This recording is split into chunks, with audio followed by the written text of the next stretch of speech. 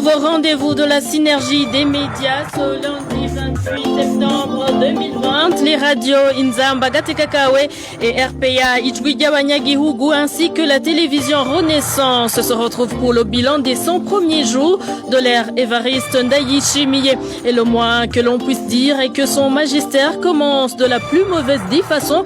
D'abord par une équipe gouvernementale controversée, l'ouverture d'une voie royale au discours de haine à caractère génocidaire en passant par une contradiction fracassante sur la déclaration des biens des dignitaires publics. Rien ou presque nos plaident en faveur de la gestion du nouveau président, gestion dont pratiquement tous les signaux sont rouges. Cette édition de la synergie que vous suivez en direct sur les pages Twitter et Facebook des radios Inzamba et RPA vous est présentée par Inès Kakiza et Franck Kadze. À vous tous, nous vous souhaitons la bienvenue.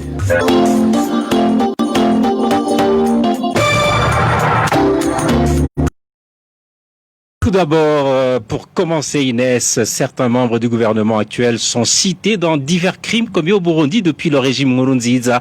2 ministres sont d'ailleurs sous le coup de sanctions américaines et européennes pour leur rôle présumé dans la commission des crimes sous enquête à la Cour pénale internationale. Plus de détails avec Eloge Divin Remesha.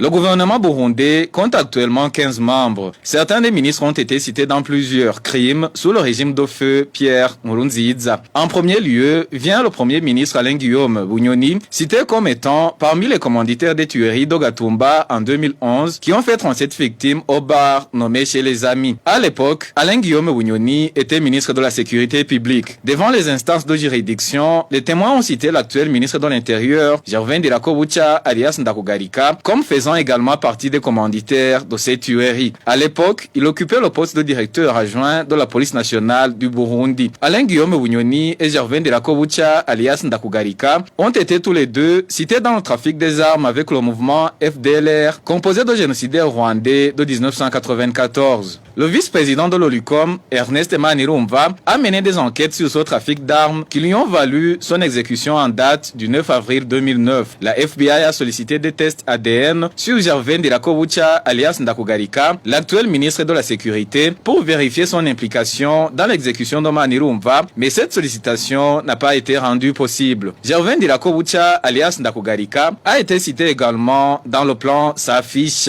un plan qui visait à tuer tous les membres du parti FNL. 300 membres du parti FNL ont été tués au cours de ce plan Safish. Alain Guillaume Bunyoni et Gervin Dirakobucha sont sous sanctions américaines depuis 2015 pour leur implication dans les violations des droits humains. Gervin Dirakobucha est également sous sanctions de l'Union européenne. Dans ce gouvernement se trouve également Albert Shingiro. Il est connu pour ses prises d'opposition contre toute voix qui parlait des violations des droits humains par le régime de Pierre Nkurunziza. Albert Shingiro s'est illustré par son négationnisme du génocide rwandais de 1994. Le ministre actuel de la Santé, Tade Ndikumana, se trouve parmi les 5 ministres de Pierre Nkurunziza reconduits dans leurs fonctions dans le nouveau gouvernement d'Évariste Ndayishimiye. Dr Tade Ndikumana s'est illustré par son inaction dans le combat de la Covid-19 à ses débuts au Burundi en niant l'existence des cas positifs. Le gouvernement d'Évariste Ndayishimiye comprend un ministre de la Défense nationale qui est un civil. Ingénieur Alain Tribert Mutabazi était bien avant gouverneur de la province Kirundo. Le gouvernement d'Évariste Ndayishimiye a été le premier gouvernement dans lequel figure pour la première fois dans l'histoire du Burundi un ministre de l'ethnie Twa. Il s'agit de la ministre de la Solidarité, Imelda Sawushimike.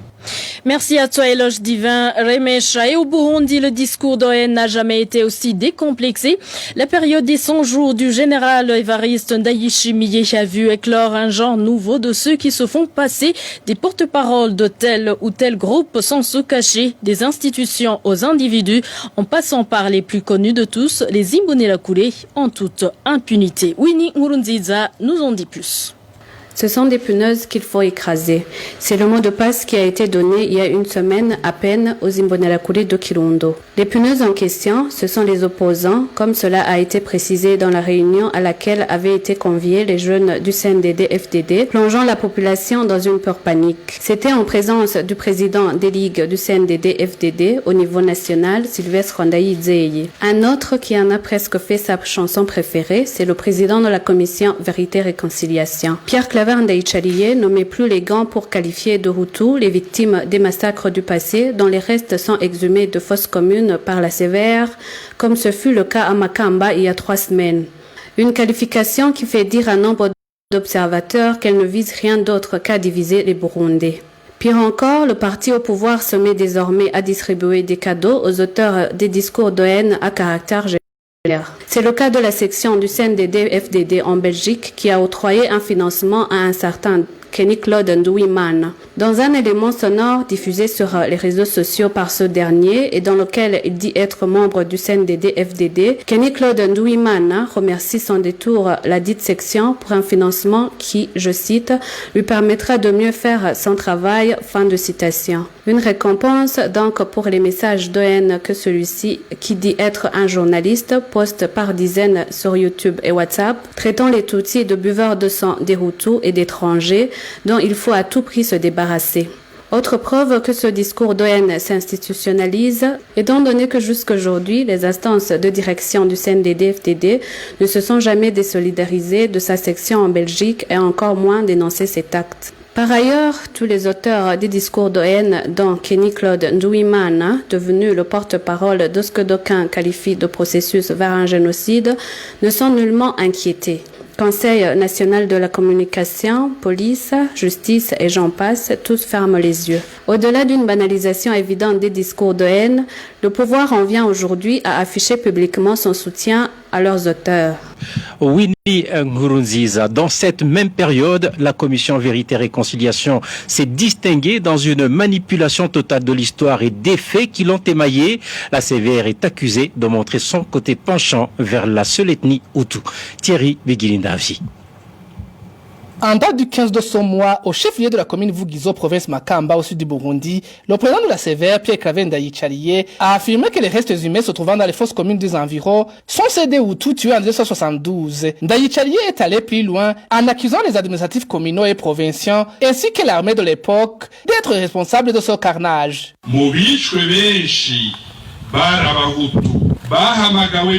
Parmi ceux qui ont été tués, beaucoup étaient des Hutus. Ils étaient convoqués dans une réunion d'unité pour la paix à la commune et ils ont été invités par l'administrateur de cette époque en collaboration avec les agents de sécurité. Ce que nous savons jusqu'à maintenant, l'administrateur est toujours en vie. La CVR s'entretenira avec lui afin qu'il révèle ce qu'il sait. La colline de la commune Vugizo a été la plus touchée. Beaucoup de Hutus ont été tués et beaucoup d'entre eux ont été violés avant d'être tués et d'autres ont été jetés dans des caniveaux. La province de Bururi avait comme gouverneur militaire, lui aussi il est encore en vie. On va l'approcher pour s'entretenir avec lui.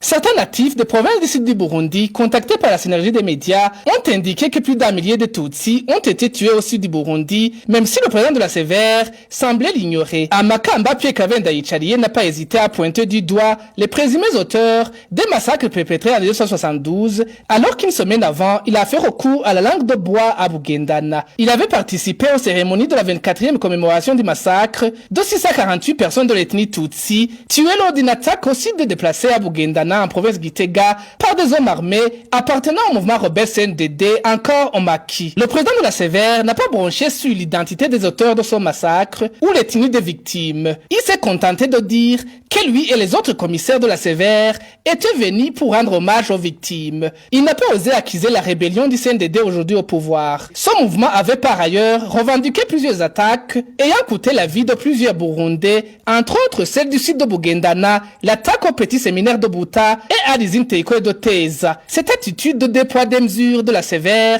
pousse certains Burundais à considérer cette commission comme un instrument du parti au pouvoir pour torpiller l'esprit de l'accord de paix d'Arusha, de mettre en place une commission vérité, justice et réconciliation capable de tourner la page sombre de l'histoire du Burundi. Cette commission aurait permis la mise en place d'un tribunal pénal spécial pour le Burundi par le Conseil de sécurité s'il est prouvé que des crimes de génocide, des crimes de guerre et des crimes contre l'humanité ont été commis.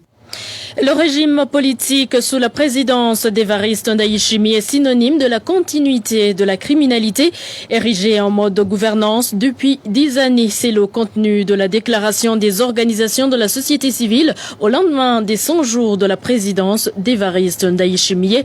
Eddie Claude Ninina Hadoué pour plus de détails.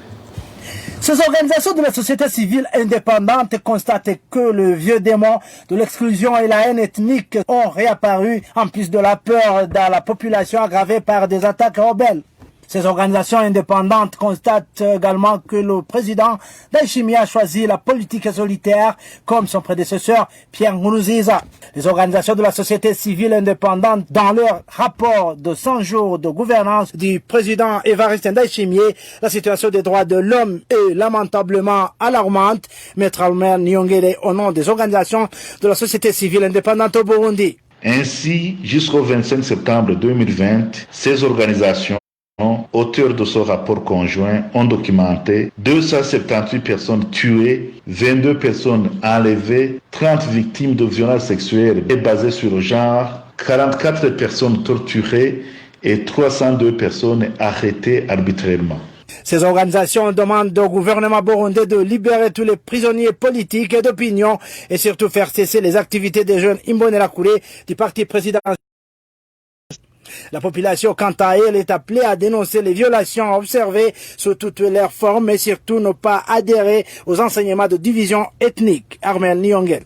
Et ce que nous demandons au peuple burundais est de ne pas céder à la terreur érigée en mode de gouvernance et de continuer à témoigner, à dénoncer par tous les moyens les dérapages commis par le régime en place, de garder la cohésion et de ne pas céder aux manœuvres divisionnistes et aux discours de haine et d'aversion ethnique du pouvoir et de ses acolytes. Les organisations de la société civile indépendante demandent à la communauté internationale de veiller de près sur le Burundi et sommer les autorités burundaises de respecter les conventions internationales que le Burundi a ratifiées. Vous saurez qu'à côté d'une déclaration conjointe de ces organisations, un rapport détaillé sur la situation du pays 100 jours après, sous la présidence d'Évariste Ndayishimiye, a été publié.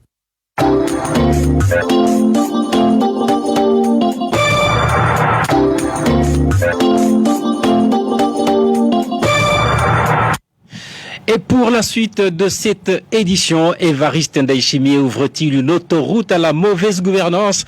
C'est la question que nombre d'observateurs se posent après sa contradiction sur la déclaration des biens des dignitaires à la prise de leurs fonctions. Le chef de l'État a en effet d'abord appelé les hauts cadres de l'État à se plier à cet exercice avant de se rétracter à la surprise générale. N'est-ce pas, Bertrand Ngendakurio?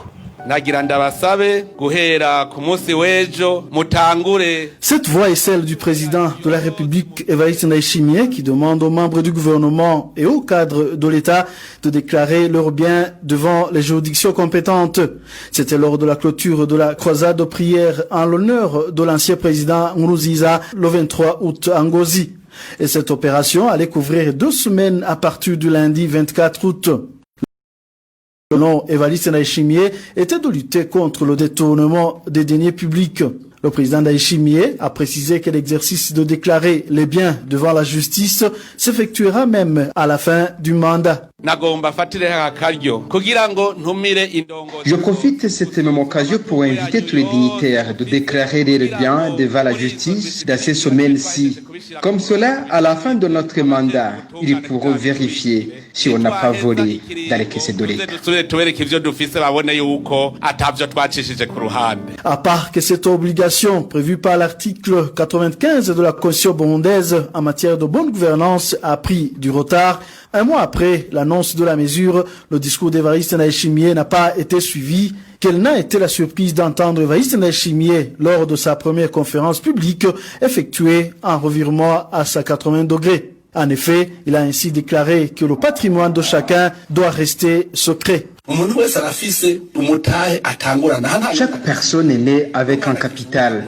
Même un nouveau-né prend son père pour son capital. C'est après que chacun se cherche la fortune et personne n'a le droit de lui demander où il l'a trouvé. Nous nous sommes heurtés à de nombreuses difficultés qui prendraient au moins 1 semaine pour chaque personne. Nous nous sommes dit que chacun garde secret de ses richesses, mais à la fin, on devra évaluer ce que l'on avait au départ.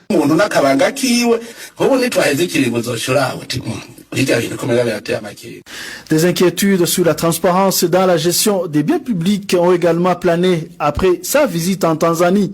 Le général Evariste Ndayishimiye et son homologue tanzanien John Magufuli ont convenu la mise en commun du nickel burundais et tanzanien ainsi que la commercialisation des minerais burundais dont l'or dans la ville d'Okigoma. La décision a causé une véritable levée de boucliers du côté de l'opposition et de la société civile dont la plupart ont parlé de trahison allant jusqu'à dire que Ndayishimiye venait de vendre le pays à la Tanzanie.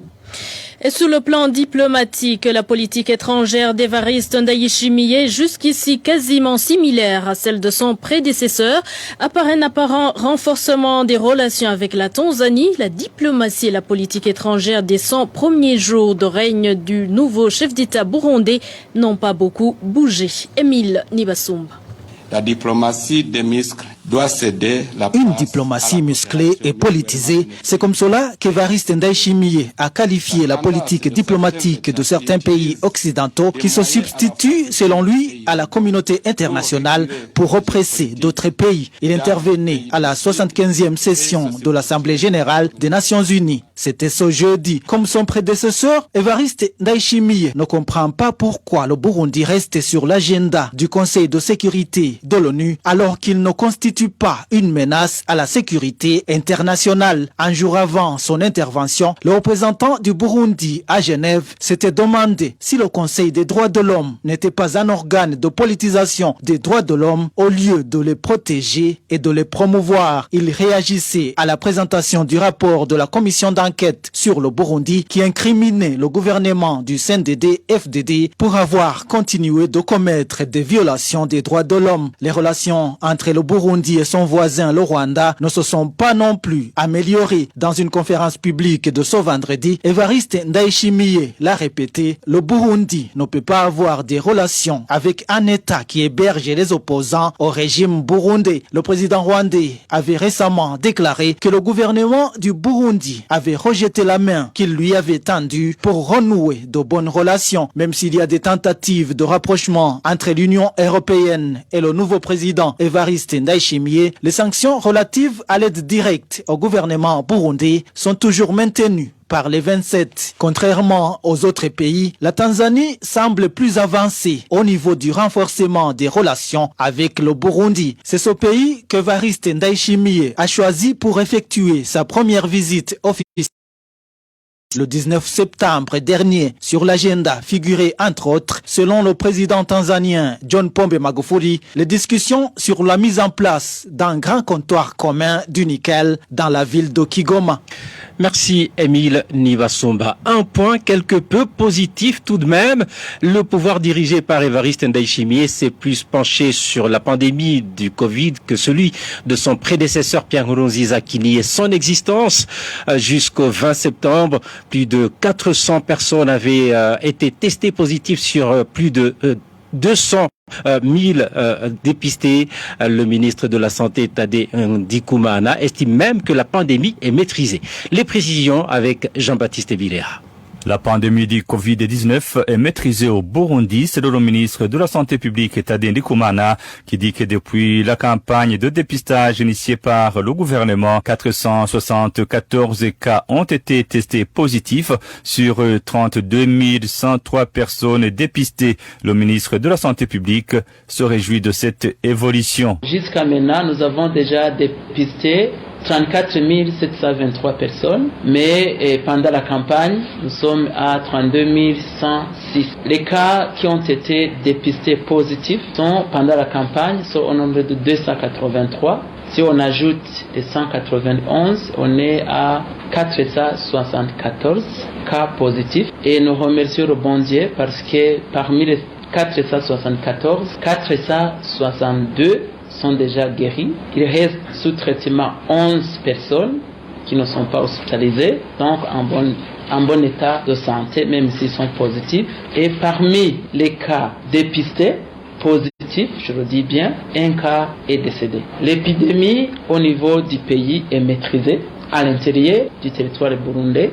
selon comme Konakouze, chercheur en épidémiologie tropicale en situation d'urgence. Pour lui, une pandémie comme le Covid-19 est maîtrisée quand on dispose des données de surveillance actives à plus de 99% sur tout le territoire national, ce qui n'est pas le cas pour le Burundi. Comment savons-nous que nous sommes prêts à passer d'un niveau d'alerte à un autre et vice-versa? C'est avant tout les données de surveillance active et une très bonne analyse épidémiologique montrant au moins un taux de reproduction de moins de 1. Ce niveau de surveillance inclurait indiscutablement une capacité du pays à chercher tous les cas, à les tester, à les isoler. Donc, le système de santé publique à tous les niveaux devrait être solide pour faire face à ce contrôle épidémiologique de la pandémie de la COVID-19. Toutes les couches sociales à tous les coins du pays devraient être préparées en direct avec la COVID-19. Cela se vérifie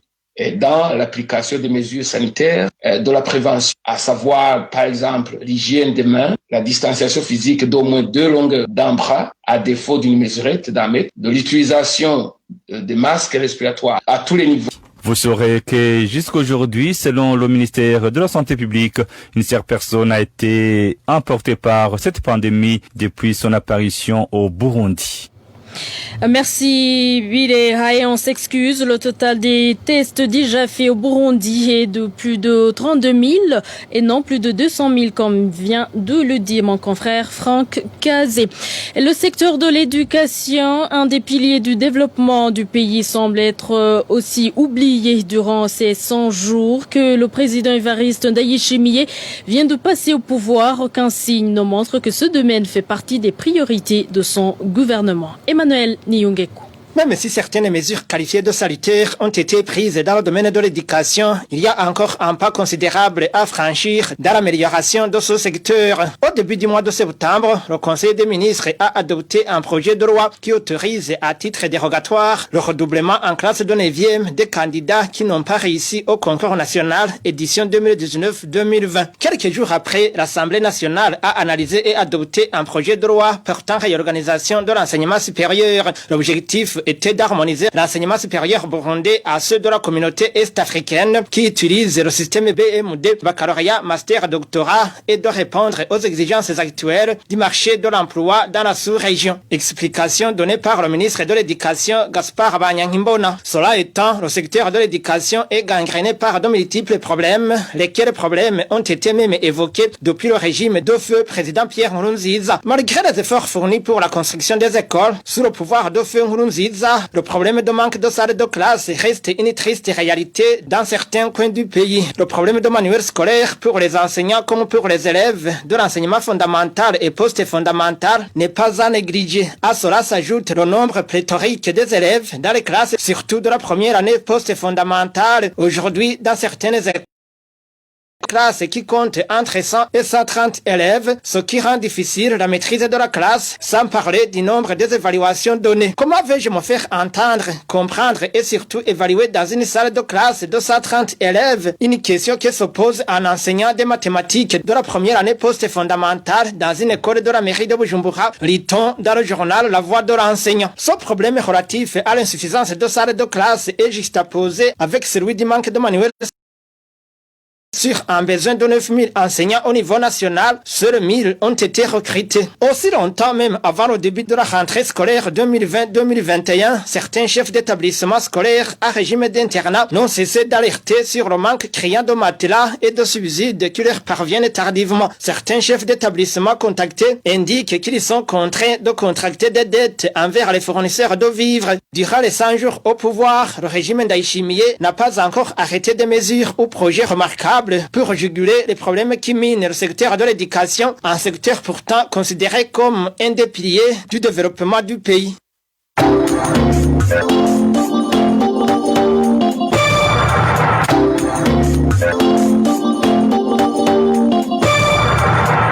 Pour terminer, il n'y a aucune nuance entre la politique d'Évariste Ndayishimiye et celle de son prédécesseur Pierre Nkurunziza. Il ne s'agit que de la continuité du pouvoir CNDD-FDD. C'est ce qu'indique l'analyste politique dans la région des Grands Lacs, Thierry Vircoulon. L'expert précise que la seule avancée a été constatée au niveau de la gestion de la pandémie du coronavirus. Suivez l'analyste Thierry Vircoulon. C'est pas en 100 jours que les conditions de vie de la population vont changer au Burundi. Le Burundi est fait partie des 3 pays les plus pauvres du monde, donc on imagine bien que c'est pas en 100 jours que cette situation va changer, ni même en 2 ans ou en 5 ans. Je pense que sur tous les plans dont vous parlez, là il n'y a pas eu de changement. On reste dans la continuité. L'élection précédente a permis au CNDD-FDD de succéder à lui-même. Le président Évariste Ndayishimiye était déjà au cœur du pouvoir avant de devenir président. Donc on est dans une véritable continuité. Le CNDD-FDD, son leadership n'a pas changé. Il s'est, comme je le disais, succédé à lui-même avec la dernière élection. Donc il n'y a pas de raison qu'il y ait de changement. Enfin, si vous parlez du Premier ministre, du ministre de la Sécurité publique, etc., ils ont eu des promotions par rapport à leur position précédente, mais ils étaient avant déjà extrêmement puissants. C'est vrai que leur promotion actuelle ressemble très largement à un défi ou à la continuité du défi que le CNDD-FDD impose à ceux qui les ont, c'est-à-dire aux Occidentaux. Je crois que la principale changement, la principale innovation, c'est le revirement sur la politique du coronavirus,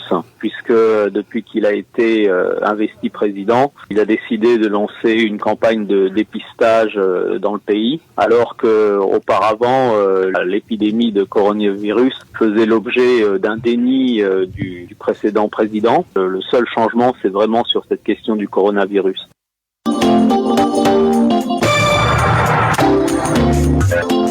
C'est donc par cette intervention de l'analyste expert de la région Thierry Vircoulon que nous mettons point final à ce journal de la synergie des radios RPA Inzamba ainsi que la télévision Renaissance. Une synergie organisée en partenariat avec la PRODH, l'association burundaise pour la protection des droits humains des personnes détenues.